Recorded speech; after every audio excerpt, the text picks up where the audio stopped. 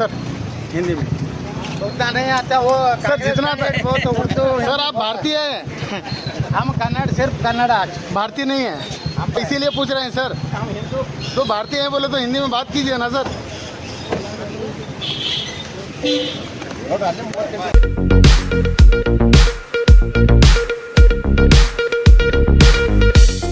R1 news में आपका स्वागत है। मैं आपके साथ फरहान नाज।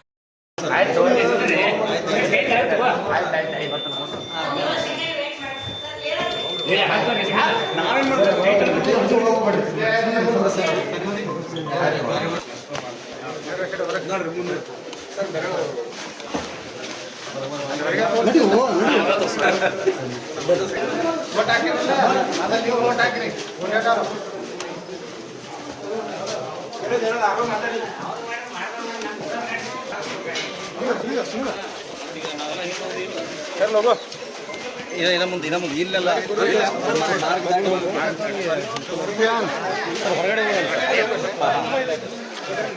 ಕರ್ನಾಟಕ ವಿಧಾನಸಭೆ ವಿಜಯಪುರ ನಗರದ ವಿಧಾನಸಭಾ ಕ್ಷೇತ್ರದ ಅಭ್ಯರ್ಥಿಯಾಗಿ ನಮ್ಮ ಸಹಕುಟುಂಬ ಪರಿವಾರದಲ್ಲಿ ಬಂದು ಮತದಾನವನ್ನು ಮಾಡಿದ್ದೇನೆ. ನನ್ನ ಕರ್ತವ್ಯವನ್ನು ನಾನು ಮಾಡಿದ್ದೇನೆ.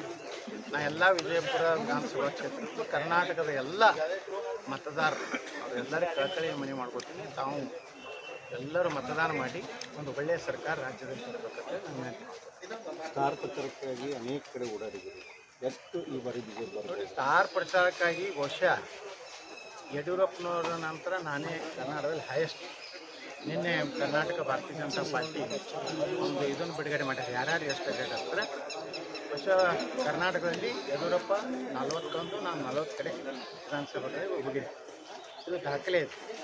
ಮತ್ತು ನಾನು ವಿಜಯಪುರ ನಗರದಲ್ಲಿ ಈ ಸಲ ಹೆಚ್ಚು ಅಡ್ಡಾಡದೇ ಇದ್ದರೂ ಸಹ ನಮ್ಮೆಲ್ಲ ಕಾರ್ಯಕರ್ತರು, ನಮ್ಮೆಲ್ಲ ಮಹಾನಗರ ಪಾಲಿಕೆಯ ಸದಸ್ಯರು, ಮಹಾನಗರ ಪಾಲಿಕೆ ಚುನಾವಣೆ ಸೋತವರು ಎಲ್ಲರ ಒಂದು ಸಹಕಾರದಿಂದ ಅವರೇ ಬಸನಗೌಡ ಪಾಟೀಲಾಗಿ ಎಲ್ಲರೂ ಹಗಲು ರಾತ್ರಿ ಇವತ್ತು ಮನೆ ಮನೆಗೆ ಹೋಗಿ ತೆರಳಿ ಪ್ರಚಾರ ಮಾಡಿದ್ರು. ಫಲ ಜನನೂ ನನ್ನ ಇಲ್ಲ ನೀವೆಲ್ಲ ಒಳ್ಳೆ ಕೆಲಸ ಮಾಡಿರಿ, ನಿಮ್ಮ ಬಿಟ್ಟು ಯಾರಿಗೂ ಓಟ್ ಆಗೋದು ಅಂತ ಬರುವ ಅವಶ್ಯಕತೆ ಇಲ್ಲ, ರಾಜ್ಯದಲ್ಲಿ ನೀವೆಲ್ಲ ಸುತ್ತಾಡಿ ಪಕ್ಷಕ್ಕೆ ಒಳ್ಳೇದು ಮಾತ್ರ ಅನ್ನುವಂಥ ಹಿನ್ನೆಲೆಯಲ್ಲಿ ನಮ್ಮ ಕಾರ್ಯಕರ್ತರಿಗೆ ನಾನು ಅಭಿನಂದನೆ ಸಲ್ಲಿಸ್ತೀನಿ, ಕೃತಜ್ಞತೆ ಸಲ್ಲಿಸ್ತೀನಿ. ಕಳೆದ 15 ದಿವಸಗಳಿಂದ ಹಗಲು ರಾತ್ರಿ ನನ್ನ ಪರವಾಗಿ ಪ್ರಚಾರ ಮಾಡಿ ಇವತ್ತು ಇಡೀ ನಗರದಲ್ಲಿ 6:30ಗೆ ಮತದಾನ ಚಾಲು ಆಗಿದೆ. ಇದು ದಾಖಲೆ. ಸೀಟು 130 ಮೇಲಂತೂ ನಿಶ್ಚಿತವಾಗಿ ಬರ್ತಾರೆ, ಅದರಲ್ಲಿ ಏನು ಸಂಶಯನೇ ಇಲ್ಲ. ಏನು ನಿನ್ನೆಯ ಸರ್ವೆ ಪ್ರಕಾರ 128ರಿಂದ 30 ಇದೆ. ಈಗ ಕಾಂಗ್ರೆಸ್ ಅಭ್ಯರ್ಥಿ ಜೆಂಡಕಟ್ಟಿ ನಡೆದಂಥ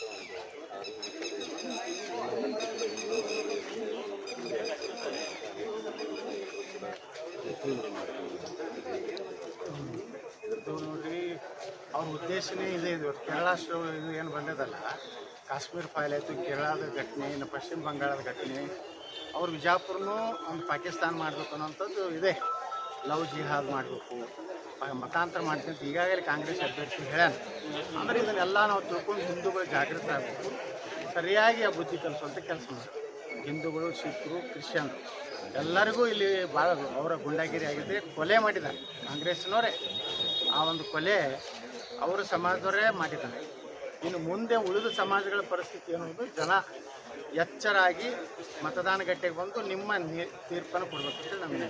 ಚುನಾವಣಾ ವರ್ಷದಲ್ಲಿ ಎಲ್ರಿಗೂ ಆತಂಕ ಇದೆ, ಯಾಕಂತಂದರೆ ಮೊನ್ನೆ ತಾನೇ ಮಾಡಿದ್ದಾರೆ ಕೂಡ ಚುನಾವಣೆ ಒಂದು ನಂಟು ಕೂಡ ಅಂದ್ಕೊಂಡಿದ್ದಾರೆ. ಹೌದಿದೆ, ವಿಧಾನಸಭಾ ಚುನಾವಣೆಯಲ್ಲಿಗೆ ಅವರ ಒಂದು ಜಗಳ, ಅವರಿಗೆ ಗುಂಡಾಗಿರಿ ಮಾಡಿ ಯಾವುದೇ ಟಿಕೆಟು ಅದೇನು AIMMದಿಂದ ಸ್ಪರ್ಧೆ ಮಾಡಬೇಕಂತೇಳಿ ಪ್ರಯತ್ನ ಮಾಡಿದ್ರು.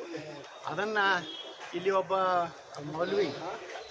ಮೌಲ್ವಿ ಅದಾನೆ, ಒಬ್ಬ ಕ್ರಿಮಿನಲ್, ಅವನ ಬಗ್ಗೆ ಸಾಕಷ್ಟು ಗಂಭೀರ ಆರೋಪ ಅದ. ಅವನು ಪಾಕಿಸ್ತಾನ ಏಜೆಂಟ್ನಾಗಿದ್ದಾನೆ. ಅವನ ಮೂಲಕ ಇವರೆಲ್ಲ ಮಾಡ್ಯಾರ. ಮತ್ತು ಯಾರು ಕೊಲೆಗೆ ಆಗ್ಯಾರ ಅವರ ಪತ್ನಿನೇ ಎಲ್ಲ ಮಾಧ್ಯಮಗಳ ಮುಂದೆ ಹೇಳ್ಯಾರ. ಆ ಮೌಲ್ವಿ ಮತ್ತು ಒಬ್ಬ ನ್ಯಾಯವಾದಿ ಮತ್ತು ಇನ್ನಿತರ ಎಷ್ಟು ಜನ ಇದ್ದರು, ಅವರೇ ಮುಂದಿತ್ತು ಇವ್ನು ಹೊಡೀರಿ, ಕೊಲೆ ಮಾಡಿರಿ ಅಂತೇಳಿ ಅವರೇ ಪ್ರಚೋದನೆ ಕೊಟ್ಟು ನನ್ನ ಗಂಡನ ಹೊಡ್ಸ್ಯಾರ ಅಂತೇಳಿ ನಾನು ಪೊಲೀಸ್ ಇಲಾಖೆಗೆ ಹೇಳ್ತೀನಿ. ಅವ್ರನ್ನೆಲ್ಲ ಅರೆಸ್ಟ್ ಮಾಡಬೇಕು, ಕಠಿಣ ಕ್ರಮ ತಗೋಬೇಕು.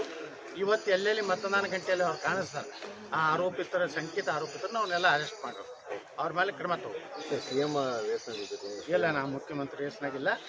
ನಾನೊಬ್ಬ ಭಾರತೀಯ ಜನತಾ ಪಾರ್ಟಿಯ ಕಾರ್ಯಕರ್ತಾಗಿ ನರೇಂದ್ರ ಮೋದಿಯವರು ಮತ್ತು ನಮ್ಮ ಅಮಿತ್ ಶಾ ನನಗೆ ಆಶೀರ್ವಾದ ಮಾಡಿ ಸ್ಟಾರ್ ಕ್ಯಾಂಪೇನ್ ಅದು ಮಾಡ್ಯಾರ. ನಾನು ಒಬ್ಬ ಪಕ್ಷದ ಕಾರ್ಯಕರ್ತನಾಗಿ ಪಕ್ಷದ ಏನು ಇಷ್ಟು ವರ್ಷವರೆಗೆ ನನಗಿಷ್ಟೆಲ್ಲ ಅವಕಾಶ ಕೊಟ್ಟಿದೆ ಆ ಋಣ ತೀರಿಸೋ ಕೆಲಸ ಮಾಡಿದ ಹೊರತು ಮುಖ್ಯಮಂತ್ರಿ ಆಗೋದ್ರ ಸಲುವಾಗಿ ನಾ ಯಾವುದೇ ರೀತಿಯ ಪ್ರಚಾರಕ್ಕೆ ಹೋಗಿಲ್ಲ. ಒಂದು ವೇಳೆ ಹೈಕಮಾಂಡ್ ನಿಮಗೆ ಪಕ್ಷ ಏನು ನಿರ್ಣಯ ಮಾಡ್ತೈತಿ ಅವ್ರು ಏನು ಮುಖ್ಯಮಂತ್ರಿ ಆಗಂದ್ರೆ ಮುಖ್ಯಮಂತ್ರಿ ಆಗ್ತೀನಿ, ಮಂತ್ರಿ ಆಗಂದ್ರೆ ಮಂತ್ರಿ ಆಗ್ತೀನಿ, ಇಲ್ಲಪ್ಪ ನೀ MLA ಆಗಿ ಅಟ್ಟೆ ಉಳಿ ಅಂದ್ರೆ ಅಟ್ಟೆ ಉಳಿ. ನಾ ಏನು ಅದ್ರ ಸಲುವಾಗಿ ಲಾಬಿ ಮಾಡೋದು ಇದನ್ನು ಮಾಡೋದು ಮಾಡ್ಲಿಕ್ಕೆ ಹೋಗೋದು. Thank you.